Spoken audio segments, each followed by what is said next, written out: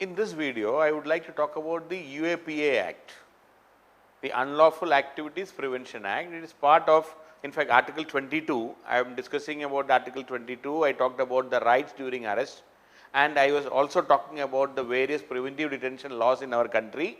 And now, in this context, I would like to talk about the UAPA Act or UAPA and also its amendment which was there in 2019. Okay. So, UAPA, Unlawful Activities Prevention Act. Unlawful Activities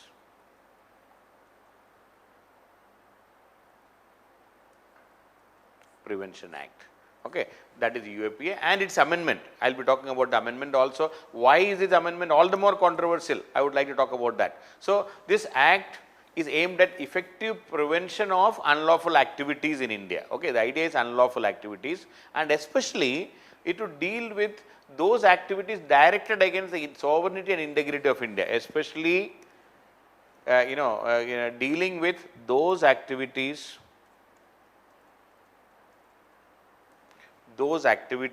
which are directed against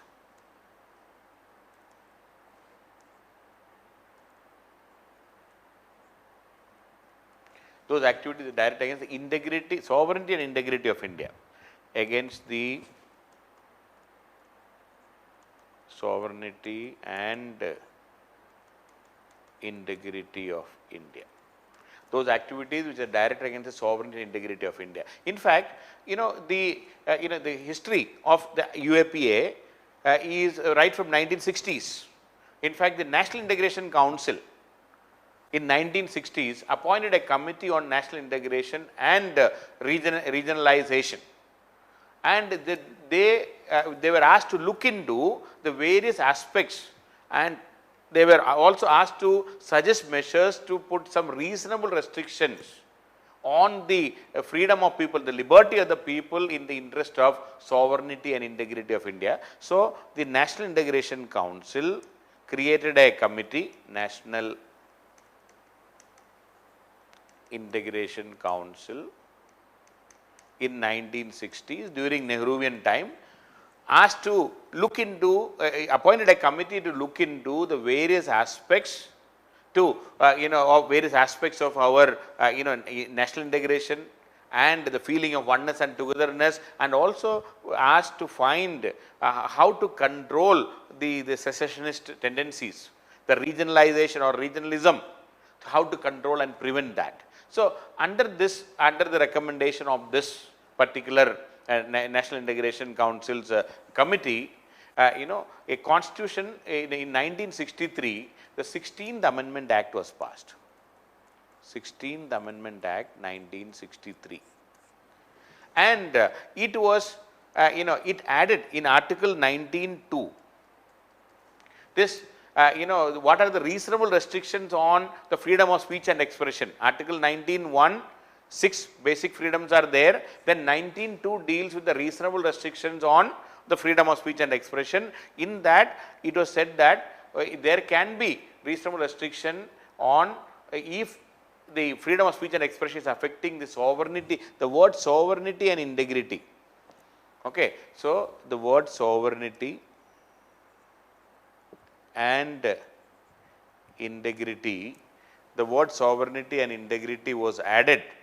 So, in Article 19(2), reasonable restrictions on freedom of speech and expression, they added one more point after the 16th Amendment Act. See, in fact, earlier in the first Amendment Act, the reasonable restrictions were put, say that there can be reasonable restrictions on the grounds of security of the state, friendly relations with foreign states, public order, decency, morality, in relation to contempt of court, defamation, incitement to an offence, etc. But in 16th Amendment Act, we added one more point, there can be reasonable restrictions on grounds of sovereignty and integrity of India, to protect the sovereignty and integrity. So, the sovereignty and integrity of India was added through the 16th Amendment Act. So, in order to implement so this was the 16th Amendment Act 1963, the sovereignty and integrity was added into Article 19(2).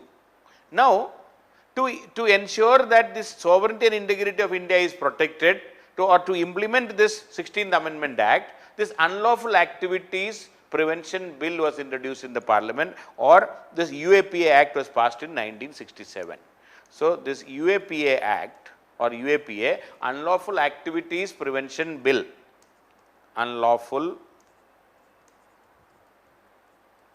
Activities Prevention Act was passed in 1967. So, this is how it has been done, and subsequently this Unlawful Activities Prevention Act 1967 was amended many times. It was amended in 1969, then it was in 1972. Okay. Also, yes, even the latest one is in 2019, the Unlawful Activities Prevention Amendment Act 2000. So, in 86, or rather, in 2004, in 2008. So, you need not remember those things, 2004, 2008 also. Finally, in 2019, this was again amended.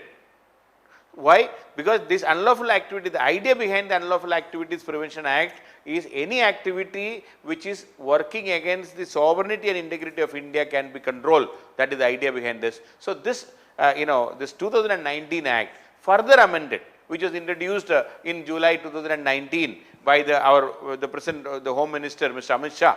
And this was passed. This act provides special procedures to deal with terrorist activities, among other things. So, this Unlawful Activities Prevention Act, this UAPA, deals with special provisions or procedures to deal with any activities which are working against the sovereignty and integrity of India.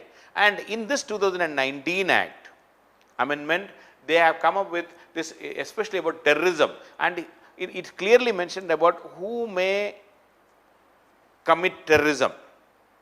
Who may commit terrorism. In this, under this act, the central government may designate an organization as a terrorist organization.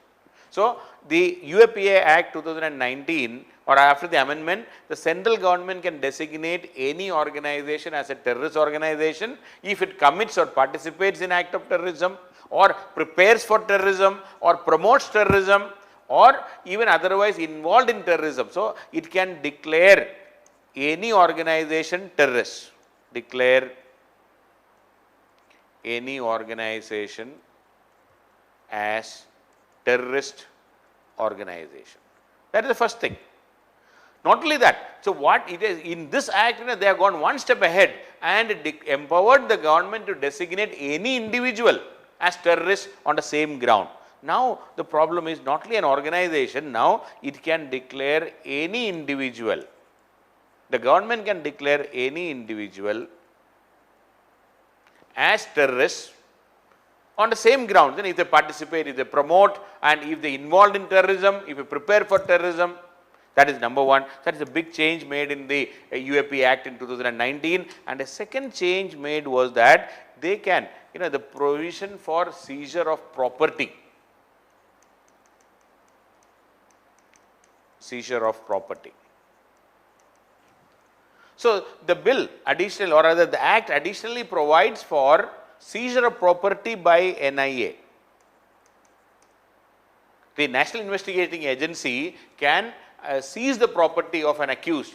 An investigating officer is to obtain prior permission, approval from the Director General of the Police to seize properties that may be connected with terrorism. So, they can seize the property of organizations or individuals if the NIA, the investigating officer, after obtaining permission from the DGP of the state, they can seize the property of the people who are accused of terrorism. So, seizure of property. And a number 3 point added is, when the investigation is done by NIA, it has been designated that the investigation can be done even by earlier under the act, the investigations may be conducted by officers of Deputy Superintendent of Police, DYSP, or ASP, ACP, Assistant Commissioner of Police, or ACP was the original. But now the bill empowered that officers of NIA can be of the inspector rank.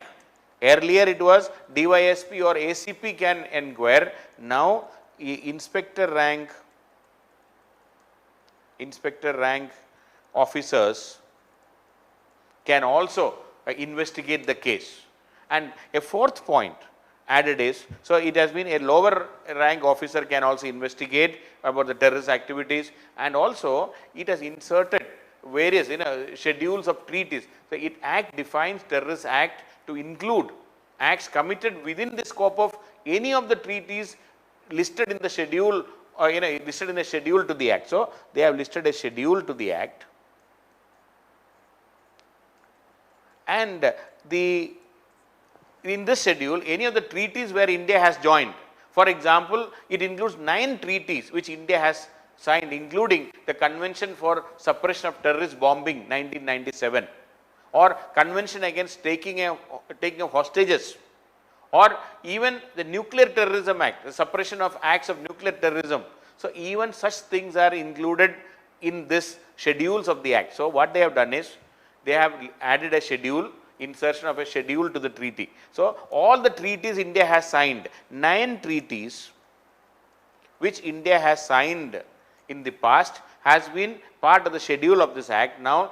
And if you can come under any of this, even the nuclear terrorism, so a person can be accused of nuclear terrorism, and then under the UAPA Act you can be there for 3 months, no bail, and they can be in the police custody. So all these draconian provisions have been incorporated into it. So this act has almost replaced, or it is becoming almost the way our TADA and POTA was there earlier. So various draconian provisions have been added such a way that the police has unhindered or other uncontrolled, unlimited powers to detain a person. He can, the worst part is, any person can be declared as a terrorist by the police, by the government, without being proved in a court of law. This is against the basic principles of our criminal justice system in the first place. And nowhere in the world you can declare, a police and the government cannot declare anybody terrorist. If at all somebody has to be declared as a terrorist, it should be after the proceedings in the court. No such thing is there. So coming to the analysis of this UAPA amendment and the present law, a couple of points I would like to add. The first point is, there can be in the law or in the provision of the UAPA Act, there can be a review committee to denotify an individual. There can be a review committee to denotify an individual who was earlier declared as a terrorist. So there is an institutional, it's a committee, a review committee, and it's a government committee now. So it's an executive committee, a review committee. So even the scope of the judicial review is avoided here. So removing any chance of judiciary declaring them has been removed by creating an executive review committee. So otherwise, ideally it should have been, if at all somebody has to be designated, this should have been presented in front of a court, and the court should have been doing it. But instead of that, a person designated as a terrorist by the executive, and the review is also done by the executive. So first point is, the review committee is an executive committee to denotify. And number 2, this declaring any individual or declaring the chance of a person terrorist, this can have serious repercussions in the society. This is a total violation of the principle of innocent until proven guilty. Innocent until proven guilty. See, now a person should be declared as terrorist only after he is proved to be a terrorist. But here the opposite is happening. The police and the government is declaring a person as terrorist even before it was proved in the court of law. It is against all international covenants on civil and political rights. It is totally against the spirit of democracy, the spirit of human rights, by declaring a person terrorist even before he has been proved to be a terrorist in a court of law. And this is not going to combat terrorism. It is not going to help. By designating a person as a terrorist, what is that the government is going to achieve? Even before it is proved, nobody. Is it going to prevent terrorism? Definitely not. And a terrorist doesn't bother about all these things, whether he will be declared as a terrorist or not. He is here to create some terror. If it is against a terrorist, it is okay. But if you are designating a person who has not done anything as a terrorist, then it is going to be a problem, and it is not going to lead. The worst part is, by designating a person as a terrorist, it is not going to lead to any conviction. It is just like that. It is not going to going to convict anyone. It is not going to lead to conviction. That is number 3. And also, there is no objective criteria regarding how to declare a person as terrorist. What is, there is no objective criteria laid down. There has to be a clear-cut mandate then. Who all can be declared and what are the what is the mechanism, what are the actions to be done. No objective criteria has been laid down regarding who can be declared as a terrorist. No such thing. And it does not provide, and most importantly, this person who is declared as a terrorist or is going to be declared, he is not given an opportunity to defend. Not given an opportunity to defend his case. So there is, this against the natural justice. If a person is not given a right to defend his case or right to be heard, if it is not there, it is against the spirit of natural justice in the first place. So there are serious, and there is a right to reputation. In fact, if a person is declared as a terrorist under this act, it is violation of right to reputation.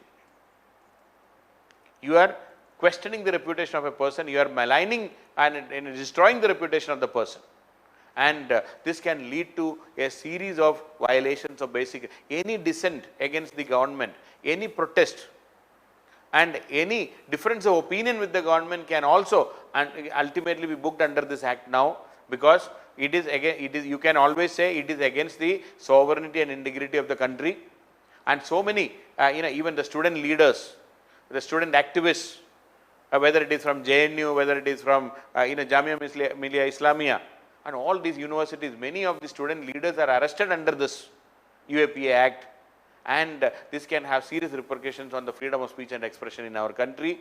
So this has already been challenged in the court. It is up to the Supreme Court to decide whether such draconian laws should survive, and on the face of it, these provisions which have been added are against the basics of our democracy and liberalism and the very human rights.